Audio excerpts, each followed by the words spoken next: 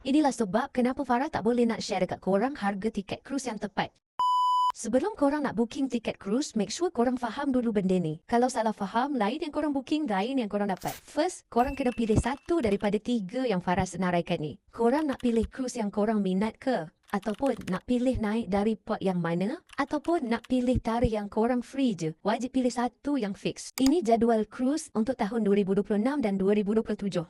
Ini situasinya. Kalau korang pilih untuk berlayar dari Port Klang, so ada 3 sahaja cruise yang ada sekarang. Jadi kalau korang pilih Star Voyager Cruise, maksudnya korang kena berlayar antara 29 Mei ataupun September 2026. Tapi kalau korang teringin nak bawa anak-anak naik Disney Adventure Cruise, so kena naik daripada Singapore dan pilih tarikh daripada Mac 2026 hingga September 2027. Second, pilih itinerary. Satu cruise ada banyak jenis itinerary selalunya. Ada yang 3 hari 2 malam, 4 hari 3 malam, destinasi pun berbeza-beza. Ini contoh Star Voyager Cruise 3 hari 2 malam, Port Klang, Phuket Port Klang, ada pada tarikh 25 dan 27 Mei sahaja. Tarikh dan destinasi ni memang fix, jadi janganlah minta tarikh lain. Senang cerita macam ni lah, nak naik cruise ni kita yang kena freekan time kita untuk ikut schedule cruise yang kita suka. Dia tak macam naik flight yang setiap hari ada banyak pilihan. Step yang ketiga, pilih bilik yang korang nak. So atas cruise ni dia panggil state room ataupun cabin. So ini pilihan bilik yang ada. Walaupun ada banyak pilihan, Farah tetap recommend korang at least korang ambil yang ada balcony. Trust me, Farah dah pernah rasa duduk bilik interior yang tak ada tingkap dan balcony.